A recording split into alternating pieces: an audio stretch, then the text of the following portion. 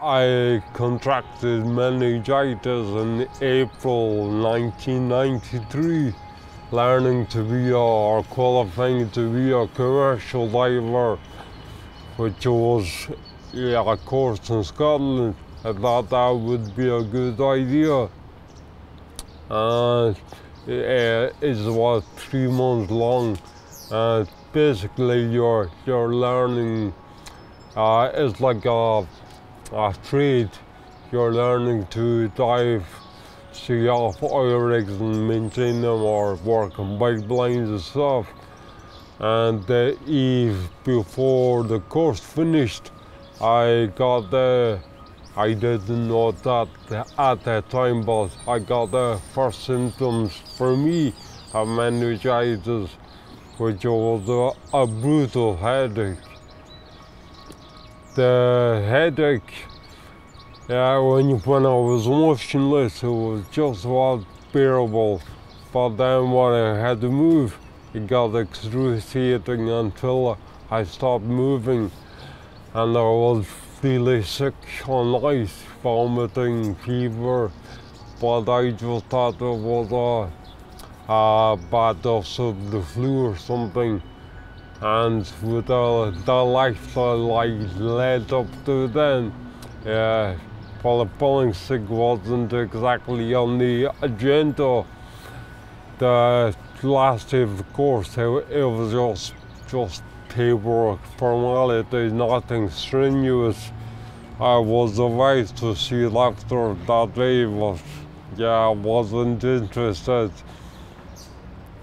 And they let us go that afternoon. I had my tickets, that was the qualifications of the commercial diver in hand, and I went home to pack my bags. I was going to get the bus down to Edinburgh first thing Saturday morning, where my brother was at university. And things didn't exactly go to plan. I'm not sure the happenings exactly, but I think a cleaner came on Sunday to clean up after the departed tenant, me, and found me lying unconscious in the shower. So I was lucky. On my first recollection, the first time I can remember waking up, my brother Harry was in the room. Harry, he spent a lot of his time with me. He was in, he was on university in Edinburgh, and it was his final year. And he failed his exams because he was spending so much time trekking through from Edinburgh to visit me in the hospital in Glasgow. And my view at the time was this big ceiling with a camera on it. I don't think the camera was in use. That's all I could do was look at the ceiling. I couldn't move my body except for, I think it was my right arm, could move with great difficulty. And I couldn't investigate the room and see what was there. I couldn't look out the window. And I was paralyzed when I woke up, but found out years later that the paralysis that was medically induced, they had to do that to allow the body to focus on fighting meningitis, and not things like I was hyperventilating, so they had to stop me doing that. So they paralyzed the body, the lungs, and they put me on a ventilator. I was on life support for quite a while. I couldn't communicate. I couldn't even say yes or no.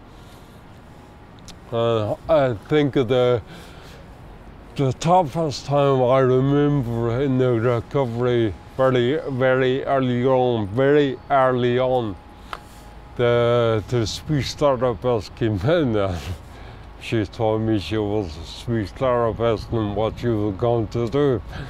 I was just looking at her thinking, I don't have a notion what you're talking about.